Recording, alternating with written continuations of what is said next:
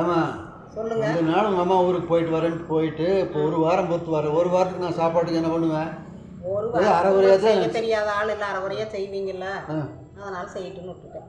ஓ, இப்படி ஒரு நினப்பில் இருக்கிற. ஆமாம், இப்படியெல்லாம் பண்ணிகிட்டு இருந்தீங்கன்னா எனக்கு சுத்தப்பட்டு வராது, அவ்வளோதான் நான் சொல்லுவேன். அப்புறம் இருந்தால் மூஞ்சி சிரிச்சிடுன்னு வச்சுக்கிறீங்க எப்போ அது பார்த்தாலும். இருக்கிறது அதான் வாழ்க்கை. அது அதான் அப்படி அதுக்கிட்டே இப்போ பேசுறது. ஒரு வாரம் இருந்துட்டு மனுஷன் அலையட்டும்னு. ஆமாம், இல்லாமல் இருந்தால் தான் தெரியும் அருமையெல்லாம். இருந்தாலாம் தெரியாது. இருக்கிற வரையில நாய் கடிச்சாப்ப தான் கடிப்பீங்க. இல்லாம இருந்தா தான் அவனோட அருமை தெரியும். அதுக்குன்னு சொல்லி இல்லாம இருக்கிறதுக்கு உங்களுக்கு கஷ்டமா இருக்குதுல்ல. ரெகுலா அந்த மாதிரி வீட்டில் இல்லாத பொம்பளைகள்லாம் இல்லைன்னு எத்தனை கஷ்டப்படுவாங்க, எத்தனை ஆம்பளை நினச்சி பாருங்க. அவங்க கஷ்டப்படுறாங்க, சரியா போகும். அப்புறம் பழகிட்டேன். இப்போ நான் போய் ஒரு வாரம் இருந்துட்டேங்கிறீங்க. அங்கே என்ன நடந்ததுன்னா, பக்கத்து வீட்டில் ஒரு பாட்டி என்ன பண்ணியிருக்காங்க, குழந்தைகள்லாம் விளையாட போயிருக்காங்க.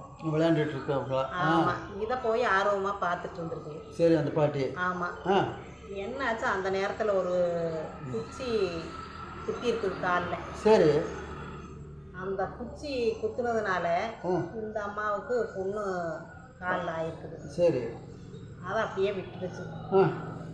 அது என்ன பண்ணியிருக்கு, அடுத்த நாள் அப்படியே விட்டது தான். அடுத்த நாளே இந்த சோப்பு தண்ணியில் துணியெல்லாம் ஊற வைக்கிறாங்கல்ல, பக்கெட்டில் பெட்ஷீட்டெல்லாம் ஊற வச்சுருக்குது.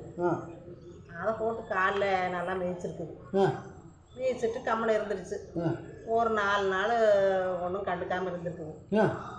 அப்புறம் 4 நாள் ஆன பிறகு நல்லா ஒன்று சீ கட்டிடுச்சு. ஆஸ்பத்திரிக்கு போயிருக்க வேண்டியதானே? சீக்கட்டி சொல்கிறது கேளுங்க. சீக்கட்டி ஆஸ்பத்திரி தான் போயிட்டு வந்தாங்க. போய் 10,000 ரூபாய்க்கு செலவாமா. 10,000 ரூபா செலவா? ஆமாம். என்ன ஆப்ரேஷனே பண்ணிட்டாங்களா? ஆப்ரேஷன் பண்ணோன்னு ஆப்ரேஷனே பண்ணிட்டாங்க. 10,000 ரூபா செலவாகி. அந்த இத்தினோண்டு பொண்ணுக்கா? அந்த இத்தினோண்டு பொண்ணுக்கு சுகர் இருக்குதுல்ல. ஆமாம், அது அப்படியே மேலே ஏறிடுச்சு. அம்மா முதல்ல போன மாதமே எங்கிட்ட கேட்டுது, இந்த சுகருக்கு புண்ணு இருக்குது, இத்தினோண்டு காலில் ஆறாமல் இருக்குது அப்படின்னு. அப்புறம் நான் சுகருக்கெல்லாம் நான் வைத்தியம் சொன்னேன். நம்ம நீ வைத்தியர் நினச்சி உனக்கிட்ட சொல்லியிருக்குது? அப்படி இல்லை, இந்த மாதிரி ஆற மாட்டேங்குதுமா அப்படின்னு சொல்லிட்டு இருந்தது. அப்புறம் இது எச்சா இந்த பொண்ணும் சேர்ந்து ஆயிடுச்சு. இது போய் கால் நல்லா சீ கட்டி என்ன பண்ணுச்சு, ஆப்ரேஷன் பண்ணிட்டு வந்துட்டாங்களா. அப்புறம் ஆப்ரேஷன் பண்ணிட்டு வந்து இப்போ 4-5 நாள் அந்த அம்மா தாங்க முடியாத வலி. சரி, முடியல. இன்னைக்கு பார்த்தீங்கன்னா ஆள் இருக்கிறதுக்கு ரொம்ப டல்லாகி போச்சு. சாப்பிட முடியறதில்ல, தூங்க முடியறதில்ல, ஒன்றும் இல்லை. ஆள் இருக்கிறதுக்கு ரொம்ப மோசமாகி இன்னைக்கு ஆம்புலன்ஸ் வந்து கூட்டிகிட்டு போகுது. அப்புறம் அம்மா மகனுக்கு ஏற்கனவே கல்யாணம் வேற ஆகாமல் இருக்குதா, அந்த அம்மா அந்த கவலையும் இருக்குதா. 37-38 வயசாச்சு, பொண்ணே கிடைக்க மாட்டேங்குது. இது ஒரு கவலை இருந்துகிட்டே இருக்குது. வருமானமும் பெருசாக இல்லை, வாடகை வீட்டில் தான் இருக்கிறாங்க. நீ என்ன பண்ண முடியும், மனுஷனுக்கு ஒவ்வொரு சூழ்நிலை வந்தால் இப்படியெல்லாம் இருக்குது. அதை இப்போ எதை தாங்கணும்னு தெரியல. இந்த அம்மா வழி தாங்கம்மா, அந்த பையனுக்கு கல்யாணம் ஆகலை, அதை தாங்கலாமா. இருக்கிறது கஷ்டம்தான். அந்த அளவுக்கு ஆயிடுச்சு. இப்போ ஆஸ்பத்திரிக்கு அனுப்பி வச்சுட்டு நீ வந்திருக்கிற. ஆஸ்பத்திரிக்கு ஆம்புலன்ஸ் வந்து கூட்டிகிட்டு போகுதுங்க. நான் அங்கே ஆம்புலன்ஸே வந்து கூட்டிட்டு போகுதா? அந்த அளவுக்கு கண்டிஷன் ஆகி போச்சா? என்ன ஆகுதுன்னு தெரியல, என்ன ஆச்சுன்னு தெரியல. எத்தனை போயிருக்கிறாங்க, என்ன தகவல் ஒன்றும் இல்லை. தகவல் ஒன்றும் தெரியலையா? சரி, அது தெரிஞ்சுட்டு வர வேண்டியதானே? அதுக்குள்ளே வந்த அப்புறம் நீங்கள் தான் இங்கே சத்தம் போடுவீங்களா? சத்தம் போடு. ஒரு வாரம் இருந்து தெரியலன்னு ஒரு நாள் இருந்து அந்த அம்மா வழி அனுப்பி வச்சுட்டு வந்திருக்கலாமே. நல்லா இருக்குட்டப்பா.